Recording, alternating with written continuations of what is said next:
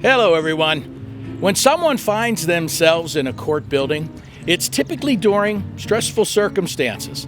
But in Summit County, an arts-focused program not only helps beautify our historic downtown Akron courthouse, but it also offers some respite for witnesses, jurors, families, and defendants, along with providing the opportunity to showcase the professional work of local artists. Curated Courthouse was one of 58 arts and cultural grantees who recently were awarded funding from Akron Community Foundation's Board of Directors. The grant will help curate the work of even more local artists, along with installing systems and upgrades to add more art to this historic Hall of Justice, while maintaining the integrity of the building's marble walls.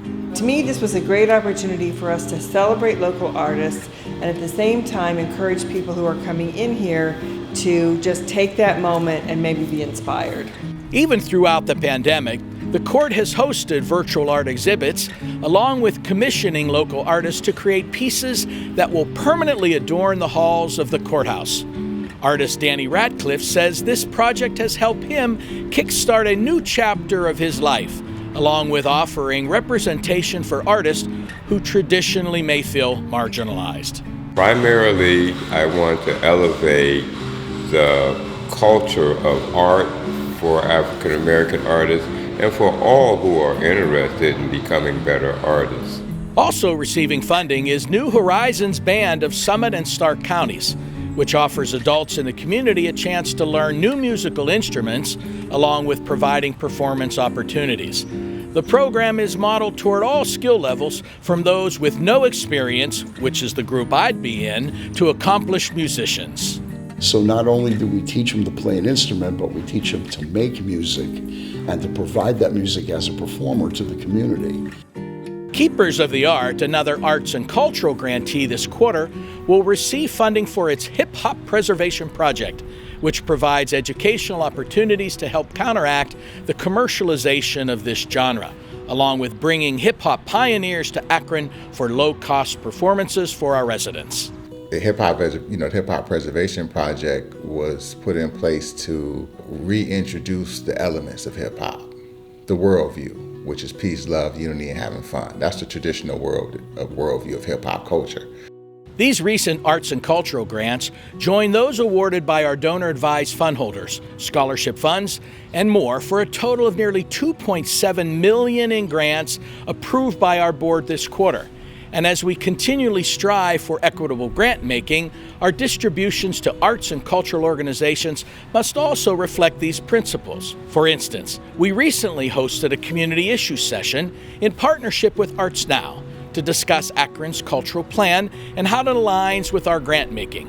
The cultural plan offers a strategic blueprint for advancing the role of art in our homes, schools, businesses, and other institutions.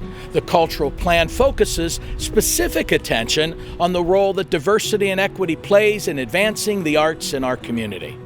This past quarter, we also hosted a continuing education opportunity for professional advisors featuring nationally renowned author and estate planning expert Natalie Choate, who provided courses on estate planning and retirement benefits for local attorneys, accountants, and wealth managers.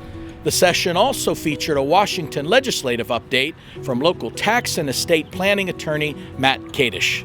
In addition, during this quarter, we capped off grant making from our Community Response Fund for nonprofits, which was launched last spring in response to the pandemic and urgent concerns surrounding systemic racism. Our grant making from this fund has concluded for now, but through the generosity of fund holders and donors in the community, we were able to distribute nearly $700,000 in grant awards to nearly 180 charitable organizations. Thanks so much, Greater Akron. In other news, our annual meeting that is typically held in person will be presented virtually again this July. We're also planning for a virtual Bert A. Polsky Humanitarian Award retrospective this year in the fall, which will look back at over 50 years of honoring our community's most inspiring philanthropic and humanitarian leaders. Stay tuned for more information on both of these events. Finally, our new issue of the Signal magazine will soon be hitting mailboxes. You can find a digital issue on the publications page on our website at akroncf.org. That's it for now. We hope to see you all soon, and on behalf of the board of directors and staff at Akron Community Foundation, we hope you have a safe, healthy, and restorative summer. Good day, everybody.